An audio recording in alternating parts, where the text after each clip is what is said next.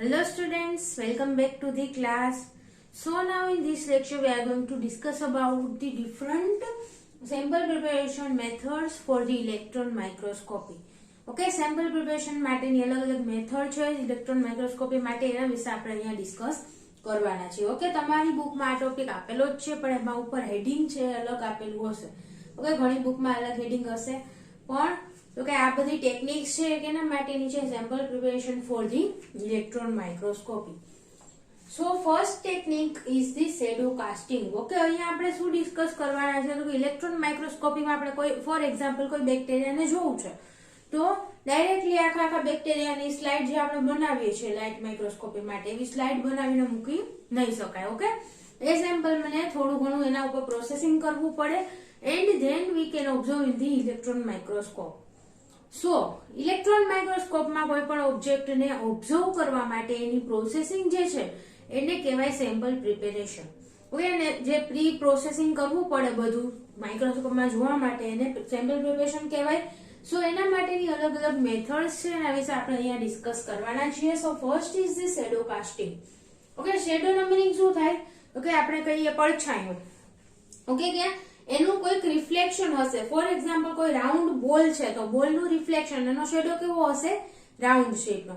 Okay, એનો પાછળ black કલરનો શેડો જેવું દેખાય આપણે ઉભા હોઈએ તો આપણો પણ શેડો જોવા મળે છે આપણા શેપના આકારનો જ. ઓકે, સો શેડો કાસ્ટિંગ છે એ જનરલી કોઈ પણ ઓર્ગેનિઝમ છે કોઈ પણ આપણું સ્પેસિમેન છે એનો શેપ ઓબ્ઝર્વ કરવા માટે યુઝ થાય છે. ઓકે, શેડો કાસ્ટિંગની method. So shape of the specimen can be observed by using this shadow casting method. Deposition of extremely thin layer of metal.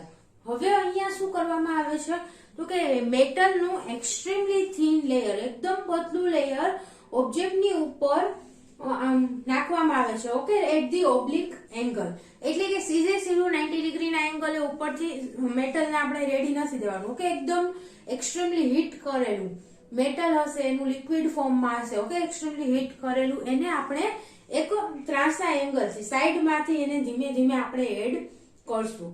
So metal શું થશે તો કે ફોર એક્ઝામ્પલ અહીંયા આપણા સ્પેસિમેન છે. ઓકે, તો આ બાજુથી જ્યારે આપણે મેટલને એડ કરશું સ્લાઇડ ઉપર તો એ ધીમે ધીમે અહીંયાથી સ્પ્રેડ થશે એટલે કે સ્પેસિમેનની જે આ બાજુની સાઈડ છે ઓકે આ બાજુની સાઈડમાં થોડુંક જગ્યા રહી જશે.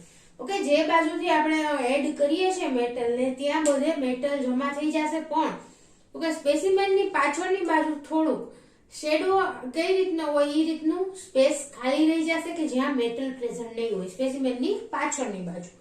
ઓકે, સો અહીંયા આપણે જ્યારે માઇક્રોસ્કોપની અંદર આવી રીતનું ઓબ્ઝર્વ કરશું શેડો કાસ્ટિંગ કરેલા સેમ્પલને તો આપણને ઓબ્જેક્ટનું શેડો જેવું દેખાશે. ઓકે, શું કર્યું તો કે એક બાજુથી ફોર એક્ઝામ્પલ અહીંયા આપણું આ સ્પેસિમેન છે. ઓકે, આને થોડુંક લાર્જ કરીને મેં ડ્રો કર્યું છે.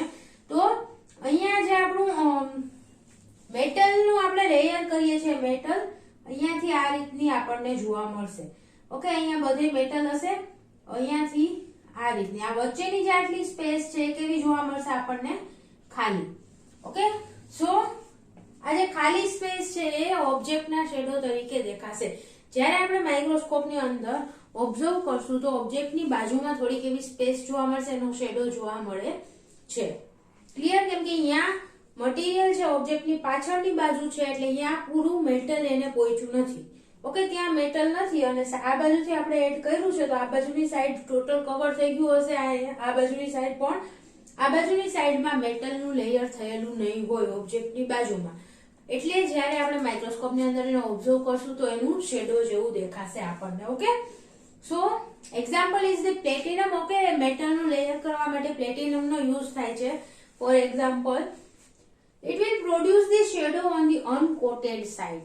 ઓકે, આ બાજુની સાઈડ છે આખી મેટલથી કોટ થઈ ગઈ હશે પણ જે સાઈડથી આપણે મેટલને એડ કરીએ છીએ એની ઓપોઝિટ સાઈડમાં ઓબ્જેક્ટ છે એની ઉપર કોટિંગ થયું નહીં હોય. ઓકે, એની બાજુમાં થોડીક સ્પેસ છે મેટલથી કોટ થયેલી નહીં હોય. That will reflect the object. Okay, object જેવા જ શેપમાં એનો શેડો હોય એવું જ આપણને દેખાશે ઇલેક્ટ્રોન માઇક્રોસ્કોપમાં. Okay, so this is the shadow casting method કે સ્પેસિમેનનો શેપ જોવા માટે યુઝ થાય છે. એનો શેડો જે ફોર્મ થશે એ સ્પેસિમેનના શેપનો જ હશે. Second is the negative staining. Okay, negative staining એટલે શું? તો કે આખું બેકગ્રાઉન્ડ છે કેવું દેખાશે? ડાર્ક. ઓકે, અને એની અંદર ઓબ્જેક્ટ છે આપણને લાઇટ દેખાવાશે.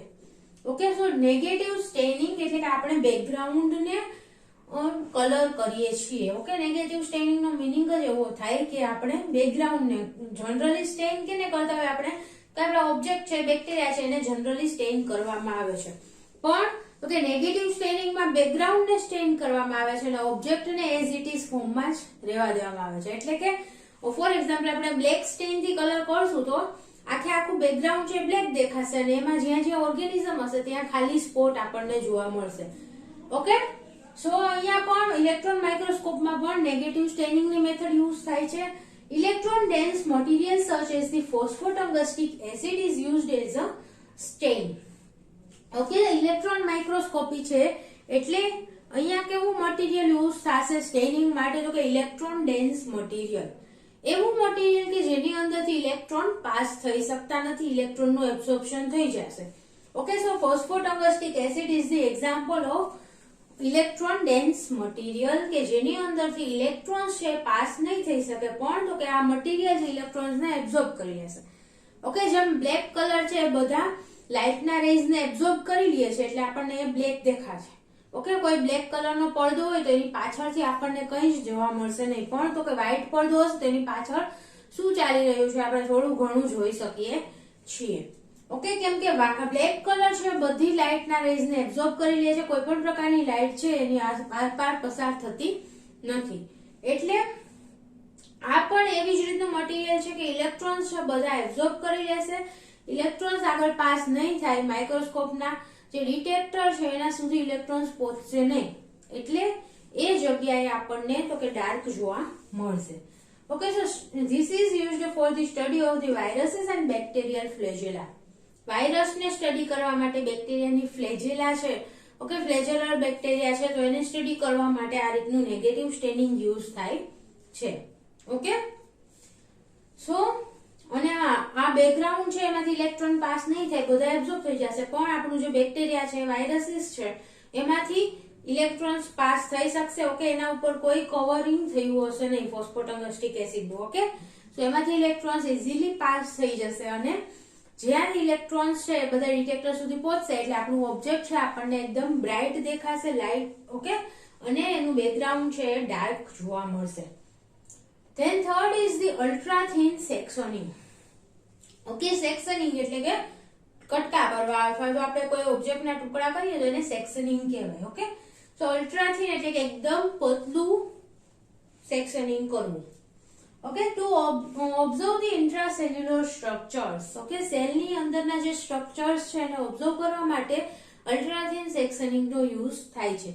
ઓકે, બેક્ટેરિયલ સેલ છે તો એની અંદર ઘણા બધા સ્ટ્રક્ચર્સ પ્રેઝન્ટ હશે, કોઈ સ્ટ્રક્ચર આગળ પાછળ. ઓકે, આપણે માઇક્રોસ્કોપમાં આખું બેક્ટેરિયા મૂક્યું તો એમાં કોઈ સ્ટ્રક્ચર ઉપરથી જોઈએ તો કોઈ આગળ પાછળ પણ હોય છે, એ રીતના પણ સ્ટ્રક્ચર પ્રેઝન્ટ હશે. સો ઇન્ટરનલ સ્ટ્રક્ચરને એકદમ ક્લિયરલી ઓબ્ઝર્વ કરવા માટે અલ્ટ્રાથિન સેક્શનિંગનો યુઝ થાય છે. Microbial cells are too thick that can be embedded in the plastic material. Okay, microbial cell છે, માઇક્રોઓર્ગેનિઝમના સેલ છે એ થીક હશે.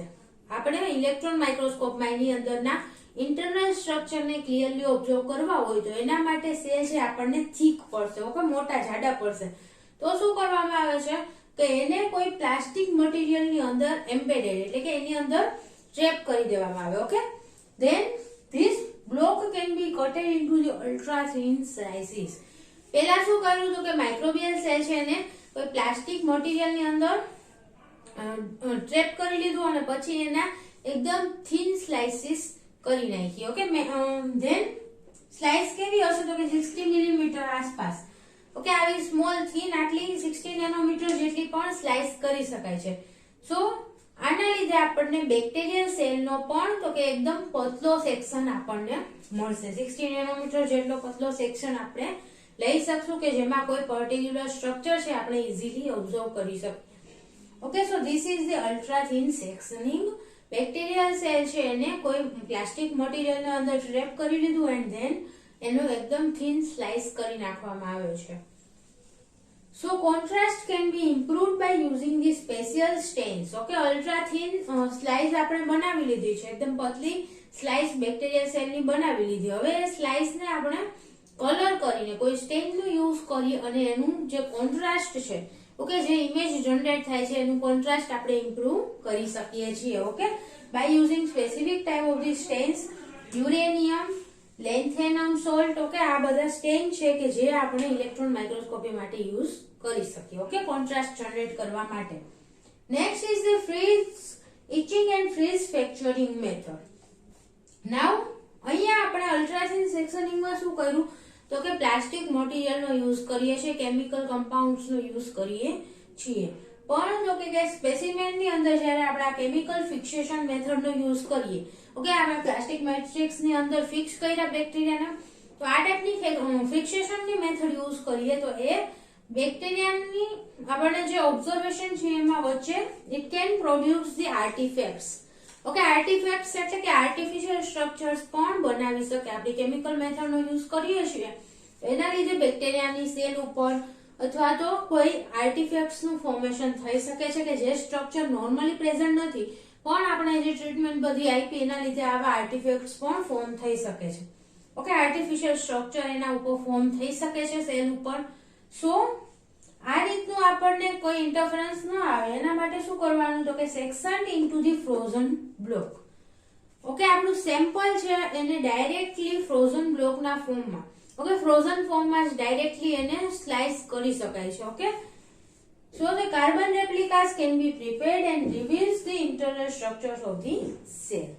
ડાયરેક્ટલી ફ્રોઝન કન્ડિશનમાં આપણા સેમ્પલની સ્લાઇસ કરી નાખવાની. ઓકે, બેક્ટેરિયાની સ્લાઇસિંગ કરી નાખવાનું એન્ડ ધેન એની રેપ્લિકા પણ બનાવી શકાય છે. ઓકે, ઘણી બધી મેથડ છે રેપ્લિકા બનાવવા માટેની કે એના સ્ટ્રક્ચર છે, ઇન્ટરનલ સ્ટ્રક્ચર આપણે ઇઝીલી એમાં જોઈ શકીએ. ઓકે, સો થિન સ્લાઇસ છે એને આપણે માઇક્રોસ્કોપમાં ઓબ્ઝર્વ કરશું and then we can see all the internal structure easily.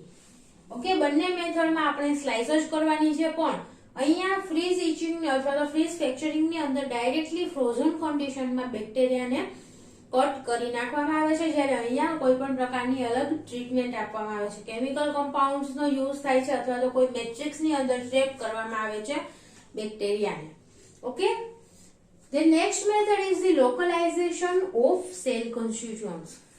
Now for example, localization of cell constituents એટલે કે સેલની અંદર પર્ટિક્યુલર કોન્સ્ટિટ્યુઅન્ટ એટલે કે કોઈ પર્ટિક્યુલર કમ્પાઉન્ડ કઈ જગ્યાએ પ્રેઝન્ટ છે એનું લોકેશન જાણવા માટે પણ તો કે આપણે સેમ્પલને પ્રિપેર કરી શકીએ છીએ. Okay, for example thin section of the cell. Okay, અહીંયા આપણે જે થિન સ્લાઇસ બનાવી સેલની, ઓકે, એને શું કરવાનું તો કે treated with ferritin labelled antibodies.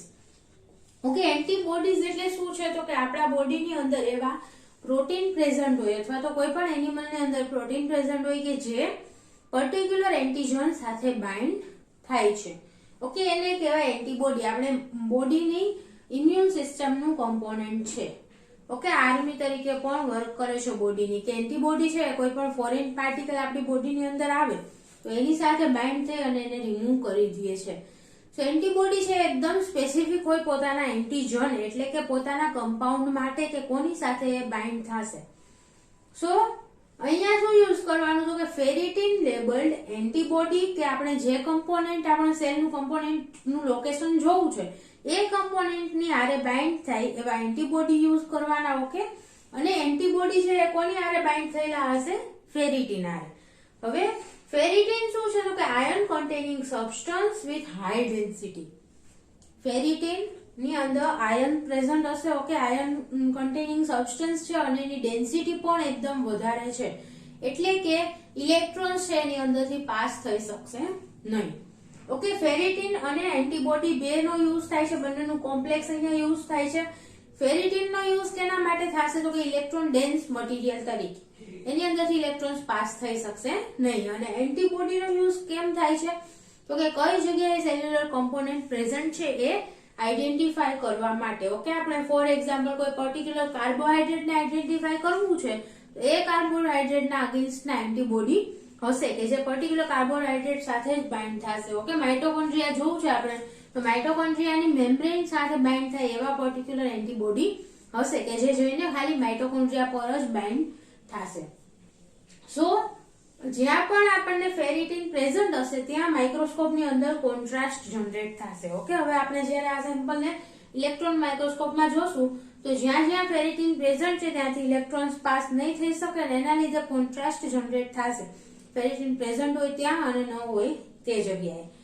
Okay, સો આ કોન્ટ્રાસ્ટના લીધે આપણે કોઈ પર્ટિક્યુલર સેલ્યુલર કોમ્પોનન્ટ કઈ જગ્યાએ સેલની અંદર પ્રેઝન્ટ છે એ જાણી શકીએ છીએ. Next is the localization of enzymes in the thin section. Okay, same enzyme કોઈ particular કઈ જગ્યાએ પ્રેઝન્ટ છે એ જાણવા માટે પણ આપણે આ મેથડનો યુઝ કરી શકીએ છીએ. For example, isocitrate dehydrogenase in the E. coli. E. coli ની અંદર isocitrate dehydrogenase enzyme પ્રેઝન્ટ હોય છે. This can be ઓકે, તો આ સેમ મેથડ ઓકે અહીંયા આપણે લોકલાઇઝેશન માટેની જે એન્ટીબોડી યુઝ કરતા હતા એવી જ રીતે અહીંયા એન્ઝાઇમ માટેના સ્પેસિફિક એન્ટીબોડીનો યુઝ થશે. Okay, so antiserum to the enzyme. Antiserum એટલે કે એની અંદર એન્ટીબોડીઝ પ્રેઝન્ટ હશે. સો એન્ટીબોડી છે એ જઈ અને કોની હારે બાઇન્ડ કરશે? એન્ઝાઇમ સાથે. Now the protein gold particle complex use થશે. અહીંયા એક ફેરિટીનની જગ્યાએ શું યુઝ થશે? પ્રોટીન ગોલ્ડ પાર્ટિકલ કોમ્પ્લેક્સ કે જે સ્પેસિફિકલી જઈ અને કેની હારે બાઇન્ડ કરશે તો કે આપણા એન્ટીબોડી સાથે. ઓકે, એન્ઝાઇમ માટેના સ્પેસિફિક એન્ટીબોડીઝ આપણે પહેલા એડ કરવાના. હવે એ એન્ટીબોડી છે એન્ઝાઇમ સાથે બાઇન્ડ થશે. સેકન્ડ ટ્રીટમેન્ટ કોનાથી આપવાની? પ્રોટીન ગોલ્ડ પાર્ટિકલ કોમ્પ્લેક્સથી.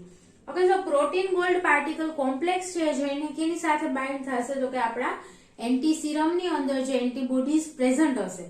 ઓકે, એન્ટીબોડી ક્યાં હશે તો એન્ઝાઇમ સાથે બાઇન્ડ કરેલા ફોર્મમાં જ પ્રેઝન્ટ હશે. સો એની આરે જઈ અને protein gold particle complex bind થશે. Then the location of the gold particles can be observed by the electron microscopy. કેમ કે ગોલ્ડ પાર્ટિકલ છે એ પણ ઇલેક્ટ્રોન ડેન્સ મટીરિયલ છે, એમાંથી ઇલેક્ટ્રોન પાસ નહીં થઈ શકે અને ઇલેક્ટ્રોન માઇક્રોસ્કોપીની મદદથી આપણે એનું લોકેશન જાણી શકીએ છીએ.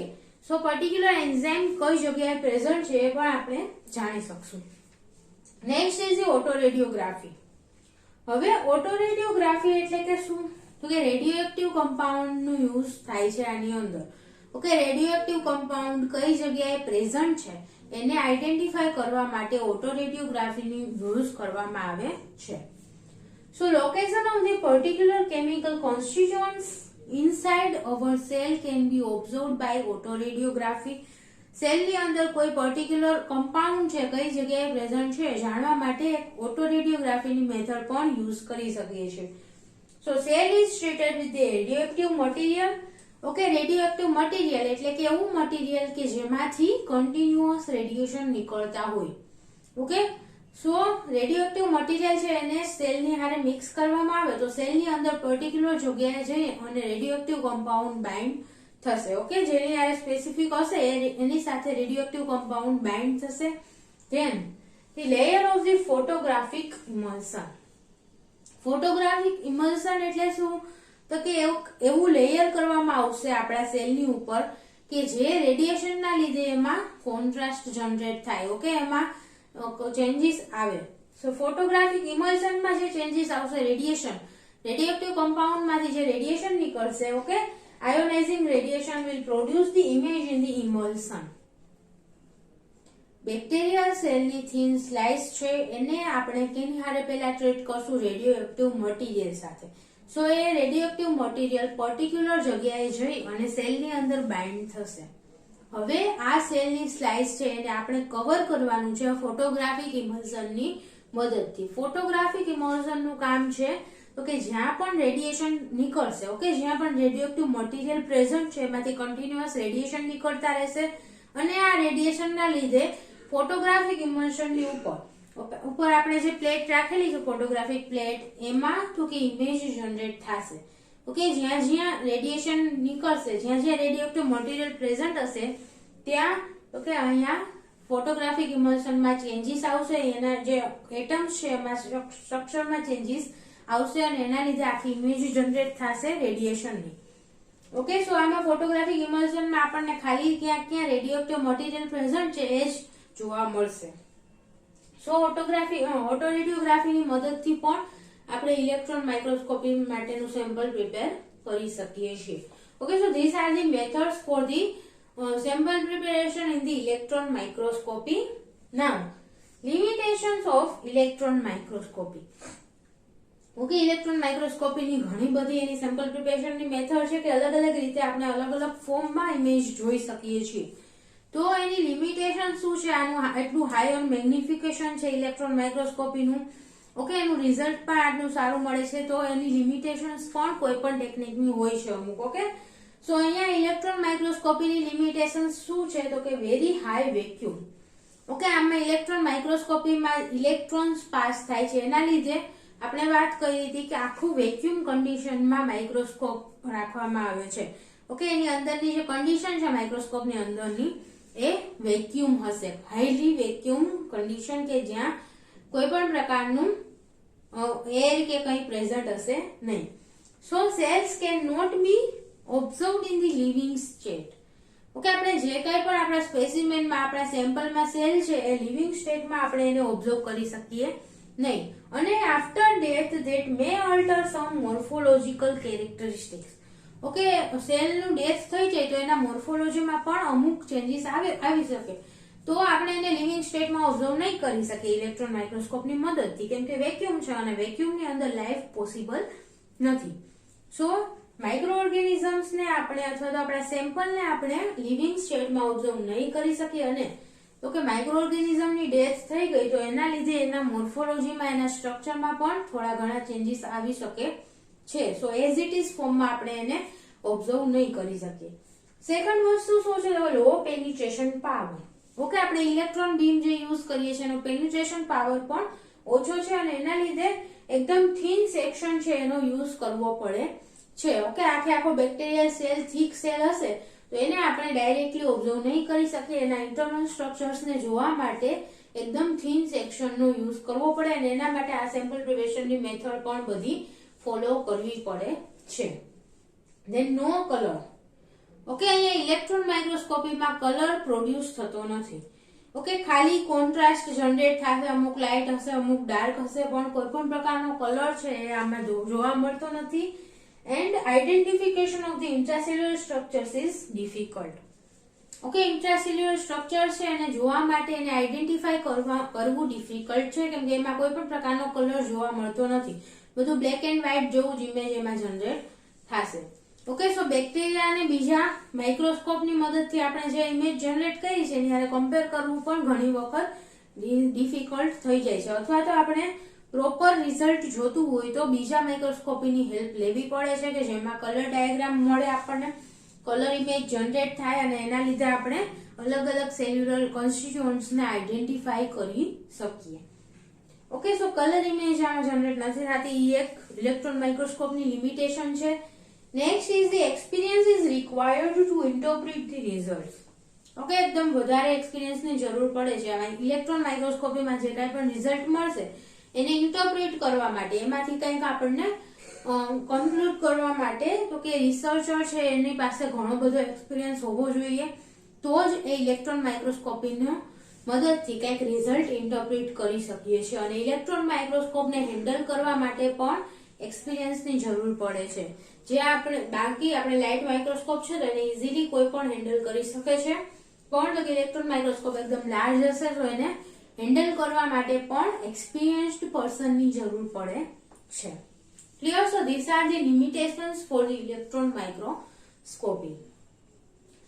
So thank you so much students for watching this video, and if you have any doubt then please ask in the comment box. Thank you.